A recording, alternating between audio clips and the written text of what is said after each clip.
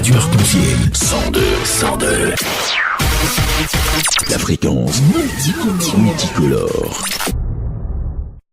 Zoom Culture.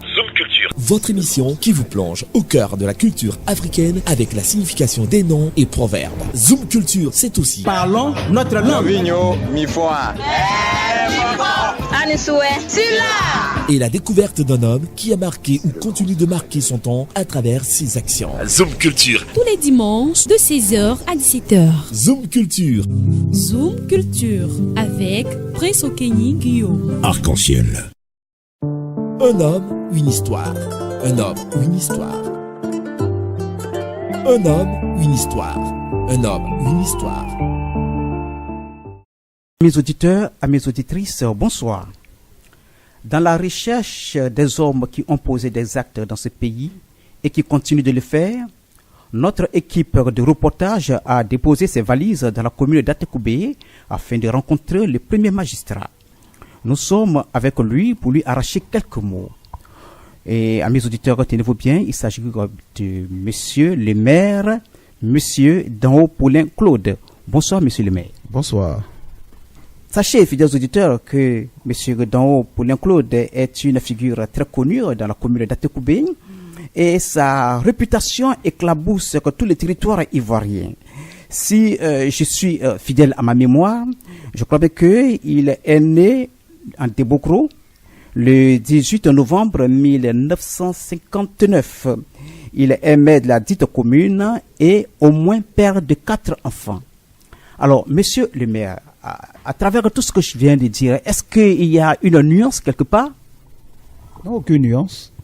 Je suis effectivement un enfant des indépendances et je suis originaire d'Atekoubé par mon père et de par ma mère de Dimokro, de la famille Ané et Bi de Soukansou. Donc je suis bien, ce que vous avez dit, père de 4 enfants et je suis maire d'Atekoubé depuis 2001, après avoir été bien sûr conseiller municipal depuis 1990 auprès du doyen Ernest Nkouma Mobio et maire adjoint en 1995. D'accord. Alors, monsieur le maire, nous voulons savoir où est-ce que vous avez passé votre enfance, où vous avez grandi jusqu'à devenir maire? Mais je suis un enfant d'Atekoubé. Donc, comme par tradition, nos mamans devraient accoucher auprès de notre grand-mère. Donc, je suis né à Dimokro.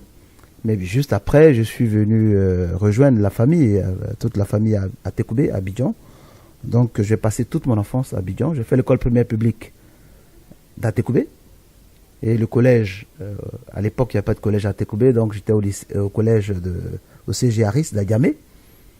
Et c'est après le collège à Agamé, après le BPC, que j'ai été orienté au lycée scientifique de Yamoussoukro, parce que j'étais parmi les meilleurs d'Abidjan à l'époque.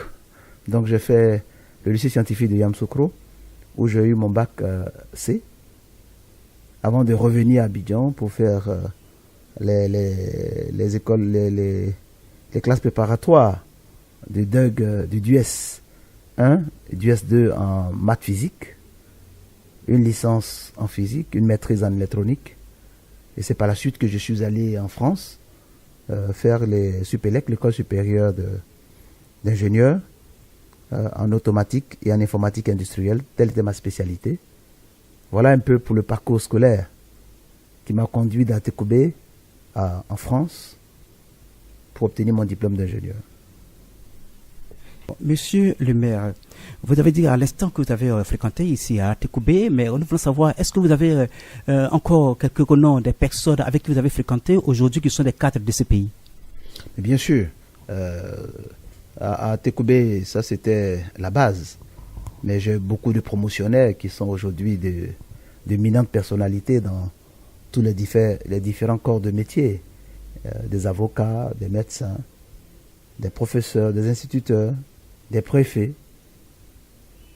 et même des ministres, pour résumer, parce que quand on parle de personnalité, je peux citer un promotionnaire avec qui j'ai fait la seconde première terminale, le ministre du pétrole et de l'énergie, Tano Thierry est un promotionnaire avec qui on a fait le lycée scientifique d'Yamoussoukro. Et puis à l'université, bon, ça c'était beaucoup plus large. Bon, je vais retenir simplement le ministre Beno Nabanye-Kone, le ministre de la Communication et de l'économie numérique aussi, qui est un promotionnaire à moi. Bon, pour ne citer que ceux-là, parce que sinon, la litanie va être très longue, parce que nous sommes très nombreux à avoir fait ce parcours initiatique de l'école, et on s'est connus dans la vie active aussi. Ok, votre histoire nous intéresse, monsieur le maire, et nous souhaiterons que vraiment elle puisse influencer la jeunesse. Et nous voulons savoir, est-ce que pendant votre parcours scolaire, vous avez rencontré quelques difficultés? Mais bien sûr, il n'y a pas de parcours scolaire sans difficulté. Le parcours scolaire linéaire n'existe pas. Sinon, il n'est pas éprouvé par le temps. On a connu beaucoup de difficultés, mais moi j'ai eu beaucoup de chance aussi. Je suis un enfant d'Atekoubé, j'ai grandi à Abidjan dans un environnement particulièrement difficile pour faire des études. Mais nous avons eu la chance, nous autres, de grandir dans un environnement un peu aseptisé par l'Église qui nous a formatés. Parce que je suis un laïc très engagé depuis l'école primaire, au collège, à travers les mouvements d'action catholique. Et même à l'université, c'est moi qui ai porté sous les fonds baptismaux la jeunesse étudiante catholique universitaire. Donc tout cela forge le caractère, parce qu'on a été appelé à juger, à voir, à juger, et à agir à la lumière de notre foi, à la lumière du monde, parce que nous voulions être celle du monde. Donc vous comprenez que tout cela forge le caractère, et c'est ce que je peux dire pour les jeunes générations qui ont besoin peut-être de repères et de modèles, c'est que il faut avoir des références. Il faut avoir des références et puis il faut avoir des repères personnels dans la vie. Il ne faut pas croire que la vie est faite que de jouissance, de plaisir. La vie est d'abord faite aussi de formation de caractère, de vision et de volonté. Volonté de réussir et volonté d'apporter une pierre personnelle à l'édification de son environnement. C'est un peu cela qui nous a formatés, nous autres, de voir, de juger et d'agir pour transformer qualitativement notre environnement, notre milieu et aujourd'hui notre pays. Tout à l'heure, dans vos interventions, vous avez dit que après vous avez eu à partir en France pour pouvoir poursuivre vos études. Alors nous voulons savoir, est-ce vos parents qui ont pris cette décision ou bien c'est une volonté de l'État ou bien c'est une volonté personnelle? C'est avant tout une volonté personnelle. Personnellement, parce que j'ai souhaité devenir ingénieur. J'avais la possibilité, parce que j'ai eu plusieurs concours, même de devenir officier de l'armée. Et d'être officier pilote aussi. Mais à la fin, j'ai compris que j'avais envie d'être ingénieur. D'être ingénieur. Et donc après avoir fait mes études de maths, physique, de licence en physique, de maîtrise en électronique, je pensais de façon prémonitoire que l'informatique allait déterminer l'avenir du monde. Et donc je me suis spécialisé très tôt en automatique et en informatique industrielle. Et ça n'a pas raté, ça m'a donné l'opportunité de m'éclater dans ce que je voulais faire, d'être un ingénieur conseil, d'être un ingénieur de conception dans une grande entreprise française. Et ensuite, j'ai décidé, après un certain nombre d'années, de rentrer au pays parce que je pensais que l'appel du pays était plus important que de mettre cette compétence au service d'une entreprise internationale à vitam aeternam. Donc, je suis rentré au pays. Donc, pour répondre à votre question précisément, la volonté d'aller se former est une volonté personnelle, appuyée bien sûr par les parents, mais elle se traçait aussi, cette volonté s'inscrivait dans les perspectives d'être au service de notre pays, parce que le président Houphouët-Boigny, qui nous a donné l'opportunité d'être étudiant, élève et étudiant à Yamoussoukro, a donné une citation qui est forte, que l'avenir appartient à la science, à la technique et à la technologie. Donc il fallait que nous qui avons eu l'opportunité d'avoir cette formation de base de grande qualité au lycée scientifique de Yamoussoukro, nous puissions répondre à cet appel pressant du président Félix Houphouët-Boigny, donc d'être rayonnant. C'est ce qui m'a donc permis de me forger un caractère de devenir ingénieur pour mieux servir encore mon pays. Et aujourd'hui, vous êtes le maire de la commune d'Atekoubé. Alors, Comment est né ce sentiment de devenir maire, monsieur? Non, mais comme je vous l'ai dit, nous avons été formatés pour servir très tôt, parce qu'il n'y a pas de génération spontanée en politique. On ne devient pas comme ça parce qu'on a envie de devenir, mais il faut se forger à servir la communauté. Et cela, ça s'apprend dans les mouvements associatifs, très tôt. Comme je vous l'ai dit, j'ai été formaté dans l'action d'engagement laïque catholique, au scoutisme, à l'AGEC, à l'équipe liturgique, à l'équipe de vie. Donc j'ai forgé un parcours qui m'a forgé à être au service de la communauté. Voilà. Et donc très tôt, j'ai participé à la mise en place de l'Union des jeunes de la commune d'Atekoubé aux côtés de nos dévanciers, le député maire Ernest Nkoumou-Mobio. Nous étions donc le fer de lance, la force de proposition des jeunes aux côtés de nos doyens. Depuis l'université, où je dirigeais aussi l'ensemble vocal de l'université que j'ai créé. Donc c'est pour vous dire que la vie associative nous collait déjà à la peau. Et très tôt au collège, nous avons été militants aussi du mouvement des élèves étudiants de Côte d'Ivoire au niveau de la faculté des sciences. Donc tout cela nous prédestinait à être au service de notre communauté. C'est pour cela que nous n'avons pas hésité à accompagner nos doyens en créant l'Union des jeunes de la commune d'Atekoubé dans les années 80. Et quand nous avons terminé nos études et que nous avons commencé à travailler, naturellement que nous sommes revenus prendre la place qui était la nôtre dans la construction de notre commune comme conseiller municipal depuis 90, comme je vous l'ai dit tout à l'heure. Et depuis 90, je siège, ça va faire bientôt 3 décennies de façon continue dans le conseil municipal d'Atekoubé. Donc pour répondre à votre question, d'une certaine manière, voilà le parcours qui nous a conduit à être au service de notre commune, d'abord au niveau de l'union communale des jeunes, ensuite en tant que conseiller municipal depuis 90, ensuite adjoint au maire, chargé des finances et des affaires domaniales, et puis naturellement en 2001, les populations ont souhaité que je prenne les rênes de cette commune et c'est ce que j'ai fait, et elles viennent de me renouveler leur confiance en 2013, donc ça fait bientôt 18 ans que je suis maire de la commune d'Atekoubé et depuis bientôt 28 ans, de façon continue, conseiller municipal. Donc voilà un peu le parcours. Mais ce parcours, il vient du fait que nous avons toujours voulu servir notre communauté. D'abord en tant qu'élève, en tant qu'étudiant. Nous pensons que c'est bien de voir, d'analyser, de juger, mais il était aussi important d'agir pour transformer qualitativement notre environnement et notre milieu et servir nos populations. C'est cette volonté de servir qui m'a aussi conduit, dès que j'ai commencé à travailler, à créer avec beaucoup d'amis, en 92, le Rotary Club Abidjan-Bietri, qui a plus de 25 ans aujourd'hui. Donc il n'y a pas de génération spontanée. C'est une volonté de servir la communauté d'une manière générale, servir le monde, être celle du monde, mais en même temps aussi servir spécifiquement ma commune, qui m'a vu grandir, et la commune de mes parents, mon village, ma communauté de base. Donc si je bien comprendre, la commune d'Atekoubé est votre village? Oui, non, la commune, mon village fait partie de la commune d'Atekoubé. La commune d'Atekoubé a 5 villages qui constituent la commune. Il y a le village d'Abidjan Lokodjuro, d'Abidjan Agban, d'Abidjan Santé, le village d'Abobodoumé et le village d'Abidjan Atekoubé qu'on appelle Abidjanté.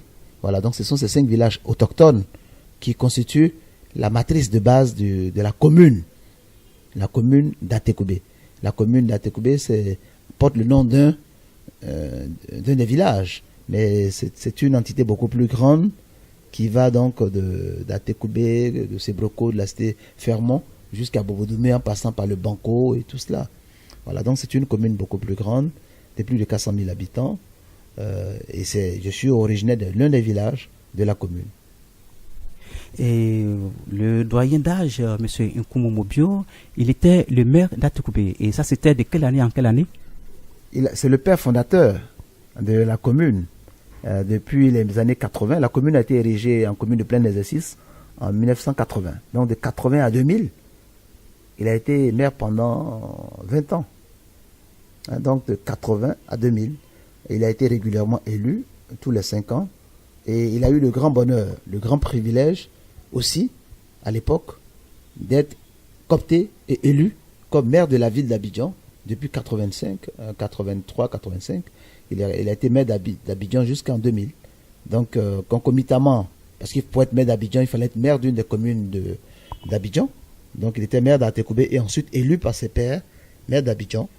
Il était aussi le député depuis 80 à 2000.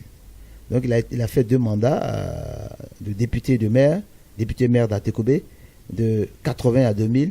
C'est pourquoi il est aujourd'hui le maire honoraire, député maire honoraire de la commune d'Atekoubé et maire émérite de la ville d'Abidjan.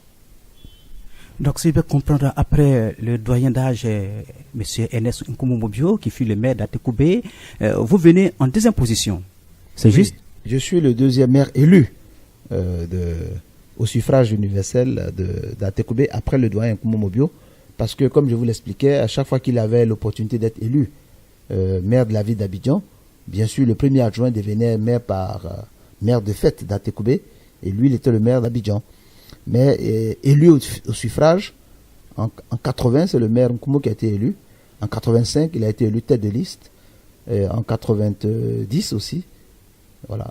Donc il a fait les 4 mandats. Il a fait les 4 mandats. 80, 85, 90 et 95. Si j'ai bien compris, il a fait 20 ans. Il a servi la commune pendant 20 ans. Et il a été maire, député maire d'Atekoubé pendant 20 ans, de 80 à 2000. Et depuis 2001, moi je suis maire jusqu'à aujourd'hui, 2018, 17 ans. Bon, monsieur le maire, monsieur Daron Paulin, je crois même que quand on est maire, je crois même qu'il y a certaines difficultés qui se hissent. Mais est-ce qu'il y a eu des personnes qui vous ont fait des crocs en jambes dans l'exercice de votre fonction? Non, on peut pas parler de crocs en jambes. Vous savez que la politique est ce qu'elle est. Ce n'est pas un long fleuve tranquille. Donc à chaque élection, vous avez des candidats. Donc moi, je ne me suis pas venu en politique pour être surpris par le fait qu'il y ait des ambitions qui s'expriment en face de nous. Donc ça, c'est normal. Donc j'ai eu des adversaires que j'ai affrontés en 2001. Ils étaient 4. En 2013, ils étaient 5. Donc ce n'est pas des crocs en jambes, c'est des ambitions normales et légitimes. Bon, Dieu voulant, et avec l'appui des populations, j'ai été largement élu.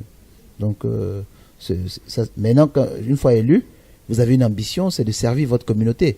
On ne cherche pas à être élu pour être élu. Donc, c'est par votre travail, votre engagement. Moi, j'ai développé un concept très fort. C'est que nous sommes à Atekoubé une commune famille. Alors, parce que nous sommes une commune famille, nous avons développé quelque chose de très important. C'est de faire en sorte que les communautés puissent se reconnaître, puissent s'organiser et puissent fraterniser. Maintenir une cohésion sociale extraordinaire.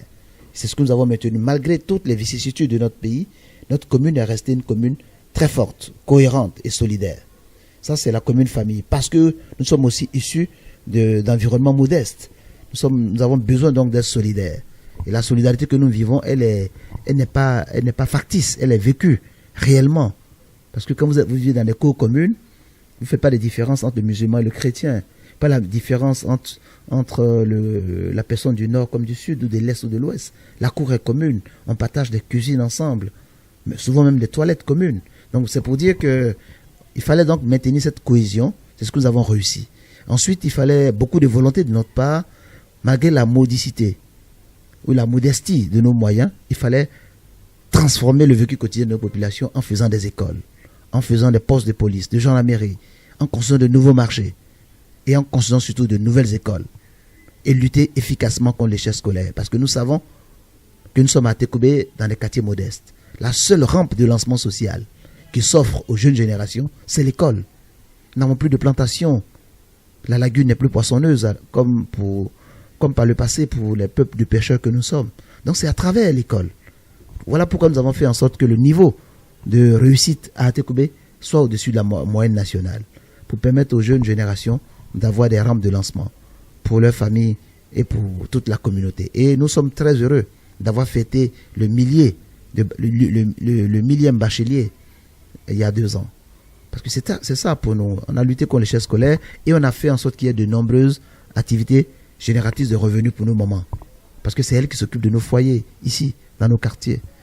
Et ensuite, nous avons mis en place des systèmes de santé pour tous, avec régulièrement des dépistages bucco-dentaires, dépistage de toutes les maladies de nutrition, notamment le diabète, des choses comme ça.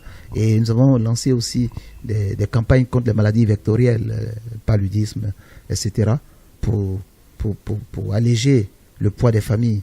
Donc c'est pour dire que d'une manière générale, nous avons mis beaucoup de volonté à transformer la modeste commune qui est à Tekobé et en appelant beaucoup d'investissements. Vous avez vu que le port de pêche Mohamed VI, c'est dans notre commune. Vous avez vu que le centre international d'hémodialyse en construction, c'est dans notre commune, avec Madame Bédier. Vous avez vu qu'on a changé le front lagunaire de la baie du Banco avec des entreprises turques et tunisiennes de géobéton, de béton. De béton. Et nous sommes aujourd'hui en train de transformer le marché d'Atekoubé, qui était un marché vétuste. Vous voyez que sort était un marché ultra moderne. Nous sommes en train de transformer. Il aura le nouveau commissariat. Nous avons construit un nouveau commissariat dans le 37e pour Abobodoumé. Donc, nous avons posé des actes pour changer la qualité de vie de nos concitoyens. Maintenant, il nous reste à faire encore plus. Il y a la voirie, beaucoup de chemins en terre. Et nous pensons qu'avec le 4e pont d'Abidjan qui est posé, et qui est essentiellement posé sur Atekoubé, qui va de la rive gauche d'Atekoubé à la rive droite d'Atekoubé, du quartier de Sebroko au village d'Abidjan Santé, la traversée se fait sur la commune d'Atekoubé pour aller vers Yopougon et pour aller vers le plateau ou vers Adjamé. Mais la traversée du pont se fait sur la commune d'Atekoubé. Nous sommes la seule commune d'ailleurs de Côte d'Ivoire, d'Abidjan, qui est coupée en deux par la lagune. Donc le 4e pont va nous permettre de relier la rive droite à la rive gauche d'Atekoubé. Donc c'est pour dire qu'avec ce projet structurant qui va désengorger Abidjan, nous pensons que nous devrions pouvoir bénéficier des effets induits, naturellement dans les quartiers de Lokodro, de Santé et d'Abobodoumé, où il n'y a pas suffisamment de voies bitumées. Nous pensons que les effets induits devraient permettre donc d'avoir dans ce secteur-là de nouvelles voiries, pour permettre d'ailleurs l'accessibilité rapide au pont. Donc ça devait permettre aussi de désengorger complètement, de désenclaver ces quartiers qui sont sous-équipés. Mais et si on parlait également de l'hôpital mère-enfant qui a été construit par Didier Drogba, je veux savoir, cet hôpital, l'argent que Didier Drogba a déboursé pour pouvoir construire l'hôpital dans votre commune, est-ce que cet argent lui sera remboursé ou bien c'est un don pour la commune? Non, ce n'est pas un don pour la commune. C'est un don qu'il fait à la Côte d'Ivoire, à la communauté. Ce que nous avons fait, nous, simplement, c'est de lui octroyer gratuitement un espace, qui était d'ailleurs un espace perdu parce que marécageux. Et il a mis beaucoup de moyens avec ses investisseurs, avec sa fondation, pour construire cet hôpital dans une zone qui était marécageuse. Donc, il a sauvé le terrain. Et aujourd'hui, nous sommes très heureux de l'investissement qu'il vient de faire et qui fait aussi, je pense, la fierté de notre commune. Et nous pensons que rapidement, il devra trouver encore des moyens additionnels pour le rendre opérationnel au bénéfice des populations de Côte d'Ivoire. C'est une volonté d'un footballeur, d'un fils de Côte d'Ivoire, de faire quelque chose pour ses concitoyens. Donc, nous lui souhaitons beaucoup de courage et il bénéficiera toujours de nos prières et de notre soutien. De vos prières et de votre soutien. Monsieur le maire, quelle a été votre plus grande déception dans la vie? Non, on ne peut pas mélanger les déceptions personnelles avec la volonté de servir la communauté. Voilà. Les déceptions, nous en avons tous les jours. Et ce sont des épiphénomènes par rapport à la grandeur de la mission que nous confient nos concitoyens. Donc, si vous parlez des petites déceptions, il y en a tout le temps. Il y a des jours où vous mangez bien, il y a des jours où vous mangez mal. Il y a des jours où vous vous réveillez bien, il y a des jours où vous vous réveillez mal. Il y a des jours où vous espérez avoir de la fidélité, vous avez la trahison. Il y a des jours où vous souhaitez avoir de l'amour, vous avez de la haine en face de vous. Donc, vous ne pouvez pas vous arrêter sur une ou deux ou grandes déceptions. Non, non, non. La vie est faite ainsi. C'est en noir et blanc. Il y a des jours, il y a un temps pour tout. Il y a le temps, comme dit l'Ecclésiaste, il y a le temps pour tout. Il y a un temps pour pleurer, il y a un temps pour rire. Il y a un temps pour se lamenter, mais il y a aussi un temps pour se réjouir. Et puis il y a un temps pour naître. Puis il y a hélas un temps pour mourir. Donc tout cela fait partie de la vie. Donc il n'y a pas une phase de vie où on n'a que des joies. Il y a des moments où on a des grandes joies. Et il y a des moments aussi où on se rend compte que partout où il y a l'homme, comme dirait le philosophe, il y a l'hommerie. Donc il y a des trahisons, il y a des déceptions, mais ça fait partie de la vie.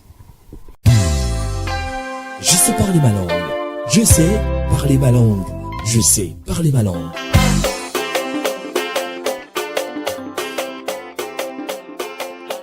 Vous savez, monsieur le maire, qu'aujourd'hui, les Ivoiriens sont en quête de paix, de réconciliation et bien d'autres.